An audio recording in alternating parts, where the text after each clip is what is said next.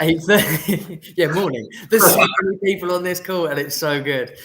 Yeah, morning. It's 8:30. It's Bailey and French on a Monday live. We do this every Monday at 8:30. So thank you for joining us. If you're on LinkedIn or YouTube or watching it live or watching the recording, this is great. And and I say this every week because we always talk about something quite cool. But this week, I'm really excited to have the team with. So we got 5 people on this call. And we're going to delve into a topic that comes up quite a lot in the office because the topic around authenticity comes up quite a lot for our clients. And it comes up in terms of what is it? How do we build skill in authenticity? How does it play into the future of work and the future of leadership more generally? And we were coming up with loads of different cool things that we wanted to say. And I thought, well, let's just get us on a live and let's help us as a team discuss what authenticity means. And we haven't got the whole team here, but we've got you wonderful people. Thank you for joining. Morning. Morning. Good morning. Morning. How was everyone's weekend? Pretty good. Very good. Celebrating mothers. Yeah, celebrating mothers was nice. Losing the hour's sleep on Saturday night, less nice. But we made it. We're okay. Should we delve in? It was a good weekend. I didn't watch the Oscars, but apparently that was quite eventful. So a lot has happened and a lot to talk about around authenticity. So let's jump in. Shall we go around the room and just say what authenticity means to us each of us? What does authenticity mean? What is it? When have you come across being authentic? Let's just delve in. Who's going to go first? I'll go first as I start talking. So, authenticity and the idea of authenticity at work is a really interesting one, as you've sort of alluded to already, Anne. I think for me, what it means is it's difficult to describe without using the word authentic, but it's about behaving in a way that is authentic to you. And specifically for me, I think it's about being aligned to your values. So behaving in a way that is, because values are important to me, and I think they're important to all of us. Behaving in a way that feels very well aligned to your values. That what you say and what you do reflects who you are as a person, really. And that's where being authentic at work can get complicated sometimes, because we deal with challenges at work sometimes, and we deal with situations where it can be, I think, difficult to always behave in a way that is completely aligned to your values. I'll stop there.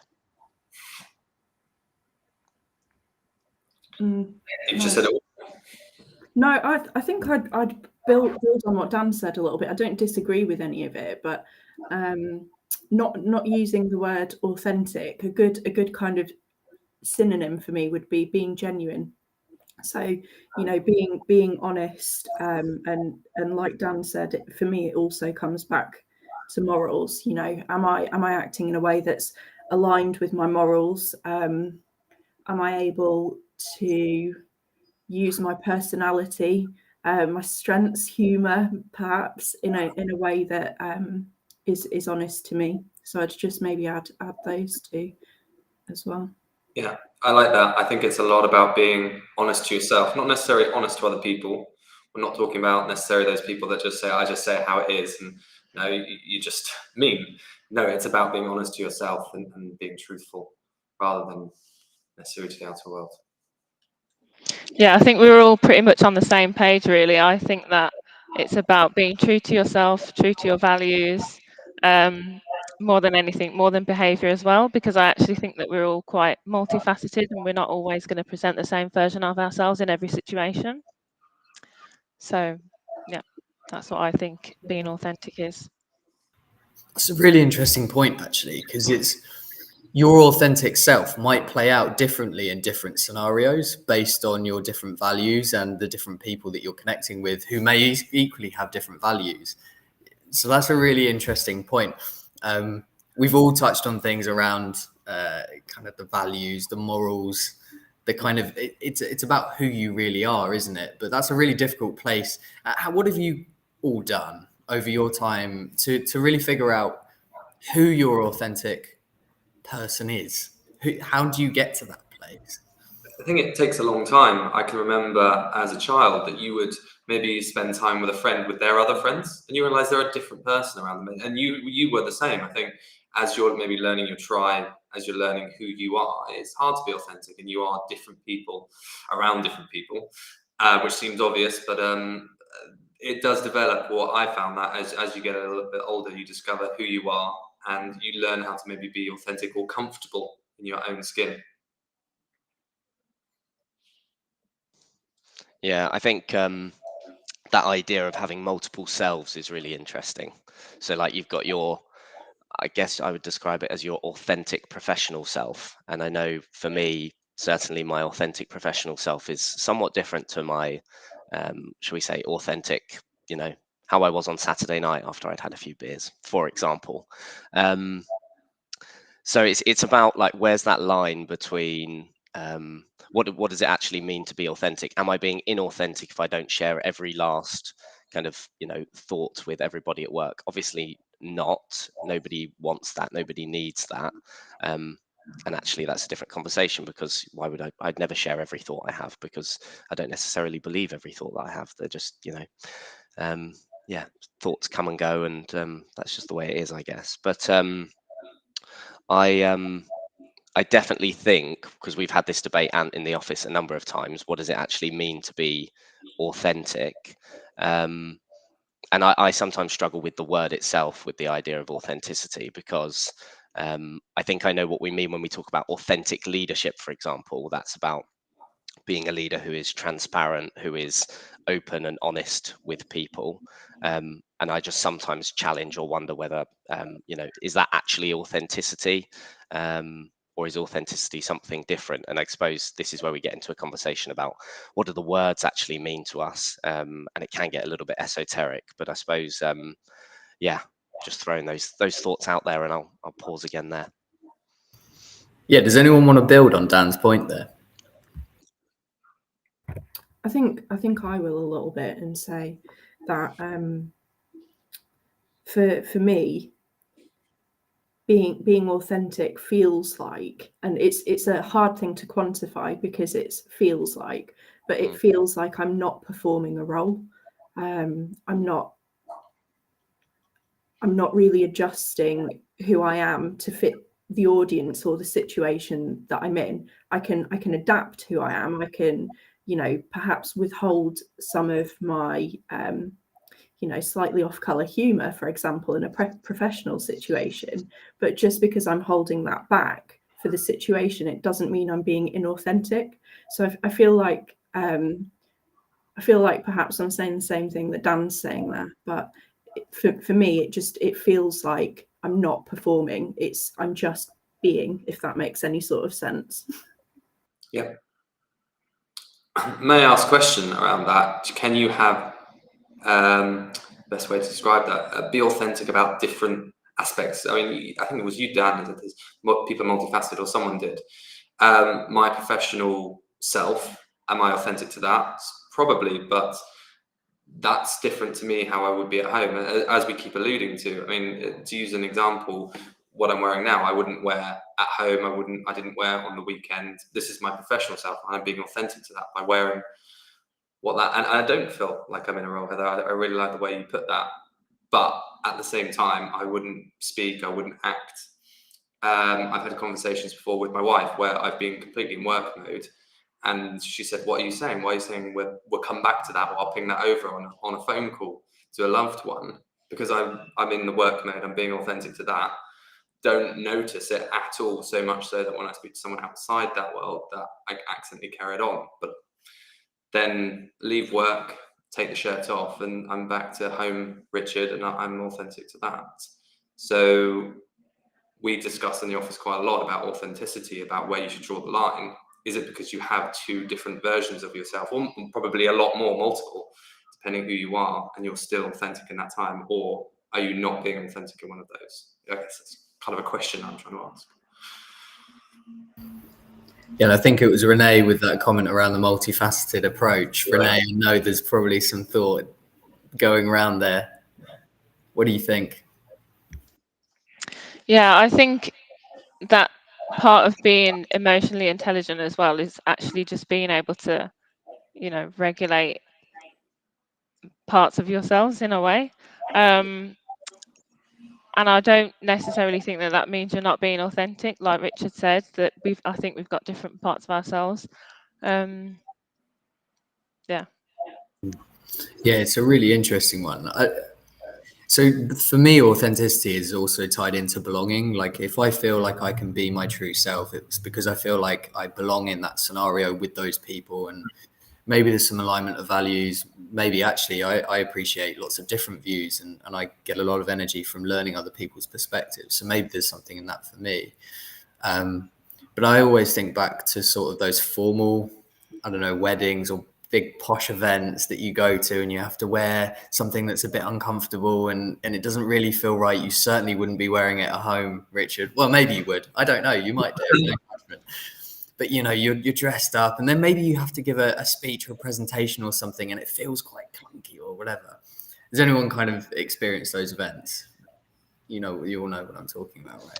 Yeah, that sounds like almost any social occasion, to be honest. Just awkward in the corner. But Yeah. for me, I don't feel like I necessarily belong, but I can still be authentic in those moments, maybe. I think for me, the main thing that it comes down to is your core values and not being able, just not betraying who you are. But at the same time, there's just different sides of us. But I think the main part of being authentic for me personally is not betraying my purpose, my values, and all of that. You made an interesting link to emotional intelligence. Does anyone want to build on that? Because there's the kind of self-awareness, authenticity, who am I? And then there's the how do you regulate and self-manage that, and how does that stay authentic so that you don't feel like you're performing a role?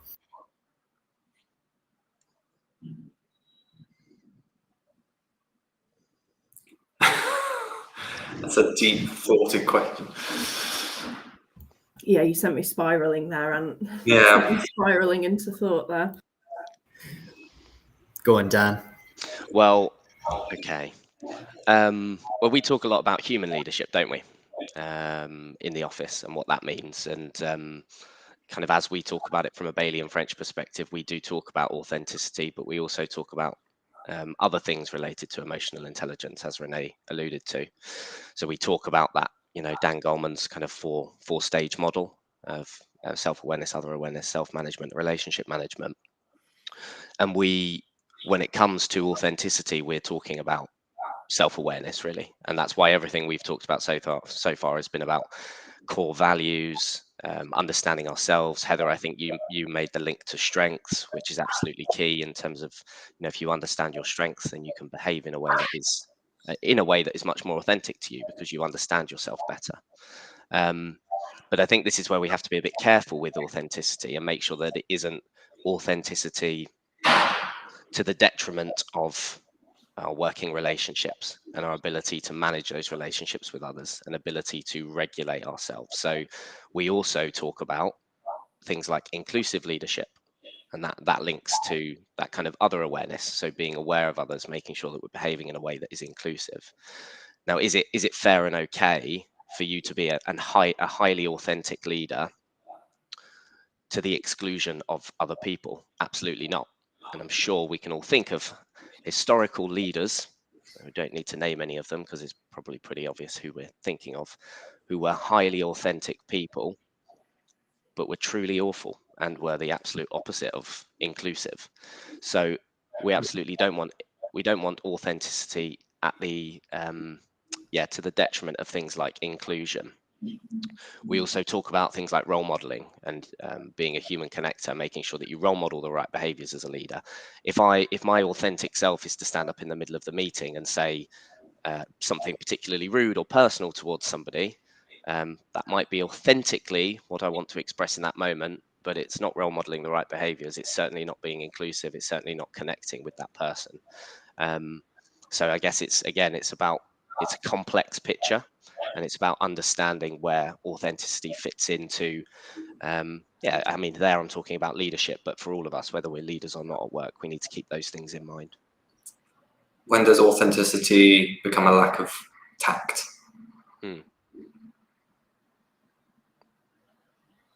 I think Yeah. I think I would potentially build on that as well, with saying that authenticity in a way does take a bit of bravery, because you're being vulnerable, right? You're exposing your true self and kind of opening yourself up to potentially feedback and people. You know, not everyone likes everyone. Being authentic may mean that you turn other people off to your particular personality, your morals, or you know, whatever it may be. But that authenticity and vulnerability is so important to, I guess, the relationship management aspect of emotional intelligence, because how can you build those meaningful relationships without showing people who you really are?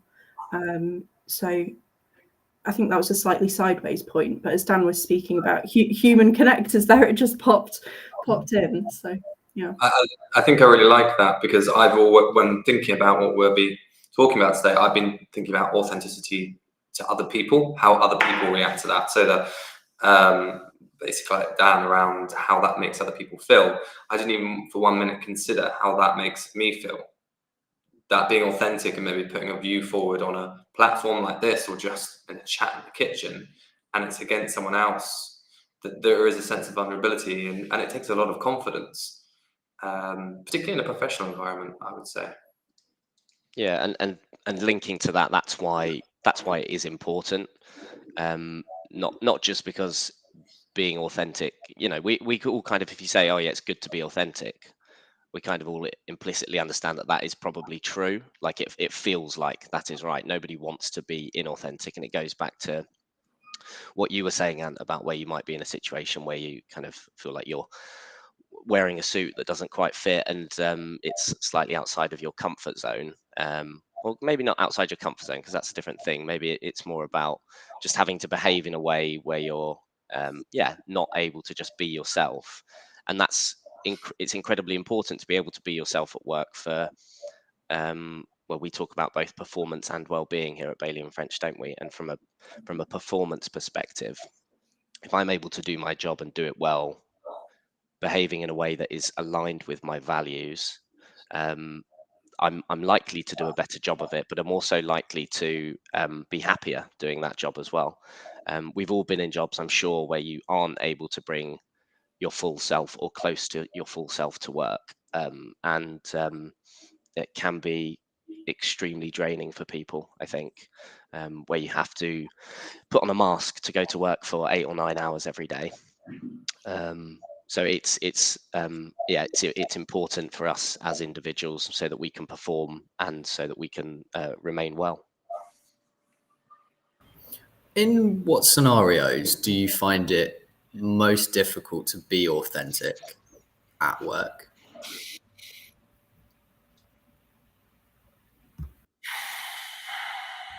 I'm gonna go for that and say, for me personally, the times I find it most difficult to be authentic is when I'm dealing with a challenging situation.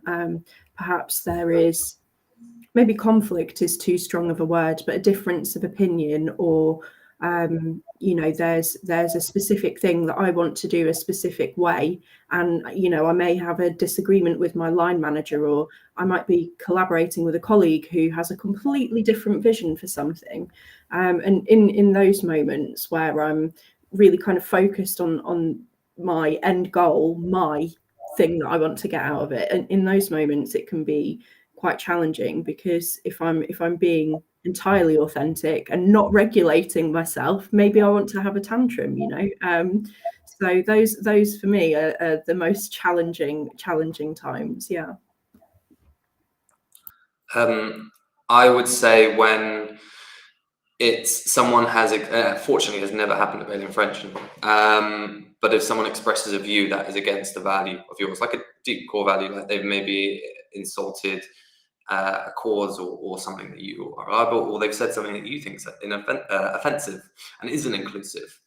And sometimes it's quite hard to be authentic in those situations where you absolutely want to be, and you probably should be, but you're conscious that you're going to start a conversation that could end badly, that could lend to a situation where you fall out with a colleague, to use a professional, or a friend. And how can you be authentic and really, really challenge someone? I guess it comes back to challenging again and that conflict. I think those are the situations where I found hard, where you're not quite sure if you should be authentic and stick to your views, or if you should let it pass and maybe try another way. In both those scenarios, it's quite interesting because it's almost like what you're trying to avoid is the negative side of the conversation come out. You know, Richard, you're talking about someone having a view that's really not very nice. Heather, you're talking about influencing and communication and kind of knowing that there's probably a right way to go about it to get the result that you want to happen. And both worrying that your authenticity is maybe going to hinder the best positive outcome on that. Yeah. Is that right? Yeah, making a situation worse in my case, or ruining a relationship. But yeah, I think. Yeah, and I would say for me, absolutely communication, because sometimes the most effective and authentic communication is not the nicest thing to be on the receiving end of. So, you know, whilst I may want to send a one-line email with a full stop, that's not how we do things. That's not how we treat people. That's not how we create a nice, inclusive environment. So yeah, definitely. Well, maybe it is if you've communicated it or preempted it, right? Hey, and in my communications to you, you'll probably notice that they're going to be blunt. That's who I am. It's okay. It's nothing personal. If it's personal and we really need to chat, I'll ring you on Teams. You know, that kind of communication can be quite powerful to help kind of preempt those sides of things. Dan and Renee, over to you to have a think about times where your authenticity has actually helped a scenario. You know, it's not blocked the positive outcome. It's actually created a positive outcome. Can you think of any times? Sorry to put you on the spot. It's fine. I think going back to what Heather mentioned earlier, being authentic really helps you to connect with others. You know, being vulnerable can develop deeper relationships. So that's where it helps. Yeah, I think for me, similar to that, Renee, certainly it helps to be able to build relationships with your colleagues, like all of you, but it also can massively help when you're working with your clients as well, because I think if you start working with a new client, for example, and you to build that relationship, you think that perhaps the way that you need to behave for whatever reason is kind of misaligned with how you would authentically behave, whether that's that you think that they might have slightly different values, they've got a different company culture, whatever that might be.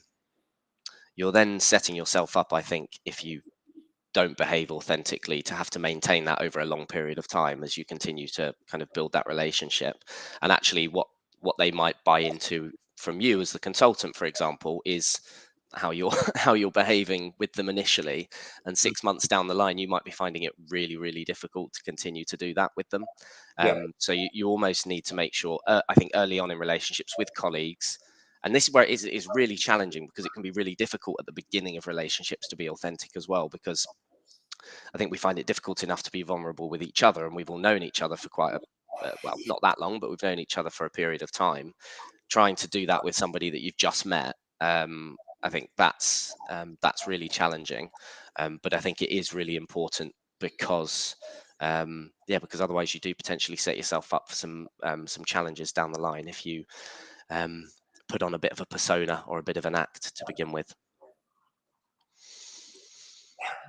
Like that, isn't that with relationships, that you're not authentic at the beginning of it, and then when the real you comes out, you realize you don't like each other. Is that when the honeymoon period ends? Is that I don't know. I can't believe it's 5 to 9. Final kind of question before we wrap all of this up. We're a team.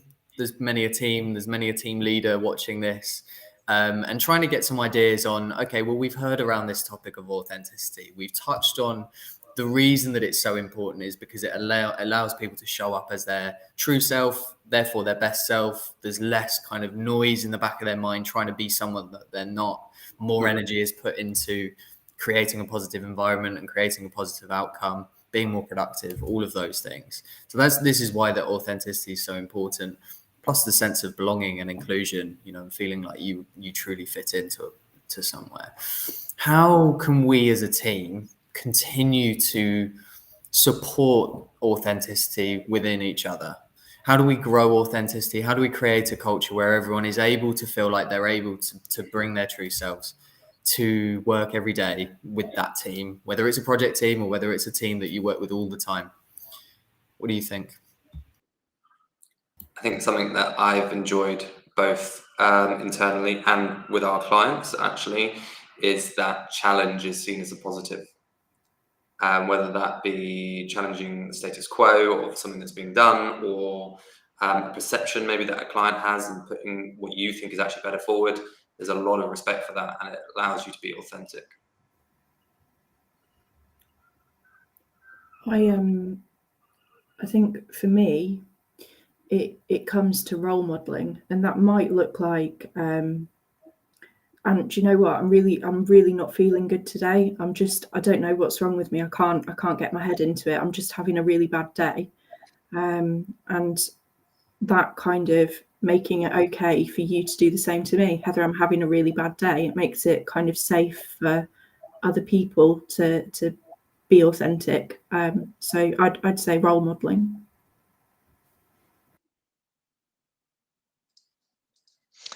I was thinking about anything that you can do or anything we can do within our team to help build that self and other awareness. So I know that, we've done a few bits and pieces as a team to understand the strengths that we all have, the strength, skills and knowledge, sort of mapping that out so that we all understand ourselves better and understand each other better. I think giving people the opportunity to understand themselves and each other is only going to create an environment where people just feel more comfortable with expressing who they truly are. So anything that we can do to keep doing that is going to be positive, I think. I think we as a company, we have quite a lot of social kind of gatherings and things, as well as using platforms like Teams to share like our successes and just how we're getting on throughout the day and throughout the week. We have quite a lot of check-ins, and I think that's really important to help us connect as people and just bring our authentic self to work. I think that just really helps accelerate that. And making sure that everyone shares a GIF of how they are feeling, which is something we do all the time. Genuinely, like it seems silly, but you do see people's personalities in what they share. So things like that are quite important. Yeah, you certainly get a sort of richness of personality coming through from the different types of communication, and whether that's through Teams or email or, any kind of communication that happens. We're lucky enough that we're back in the office more often than not. Heather, you're remote. So how, and maybe this is the final kind of question, how do we, as a team that is working a little bit more hybrid, how are we encouraging authenticity, even with those people that we might not see or connect with as much as we do those that are around us more immediately? So for me, speaking as a remote person, I make sure to try and get as much one-to-one time with people as I can over Teams, and just making use of all of the different communication platforms we have. So whether that's Teams, group chats, check-ins. I know some people really don't like it, but getting comfortable with having my camera on so that I can actually see people and read body language and expressions and those non-verbal cues has been really helpful. I could go on with the list, but I'll stop there.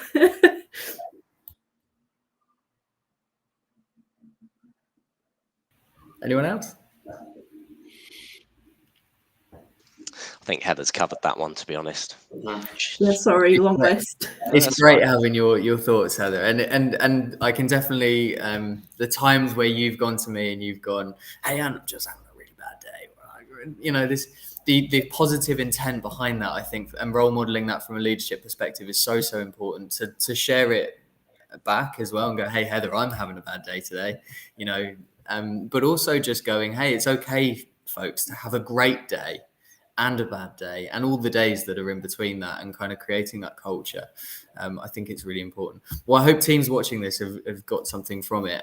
Thank you for sharing your thoughts and having that courage to kind of share what authenticity means to you. It's quite a topic that's quite close to the bones as well. So thank you, everyone. Have you enjoyed kind of joining the live? Dan, you've done the live before. Has anyone else done the live before? No, I didn't think so. First time. Have everyone back and get some reflections after 3 months or something. That could be quite cool. Well, thank you. Enjoy the weeks. Has anyone got any exciting stuff happening this week? Always Exciting stuff. To London, it's always fun. Yeah, we're going back into face-to-face meeting time, aren't we? Mm-hmm. Quite a lot coming. All right. Well, thank you for the conversation this morning. I've really enjoyed it. I hope it's been useful for anyone that's watching. We'll be back Monday, 8:30, same time next week, and the week after, and the week after that. And if you've missed this one, YouTube is where you can find us, or on our LinkedIn page. So please follow us and subscribe to the newsletter, which is now out. So thank you, everyone, and have a good week. Thanks, everyone. Thanks all. Thank you. See ya.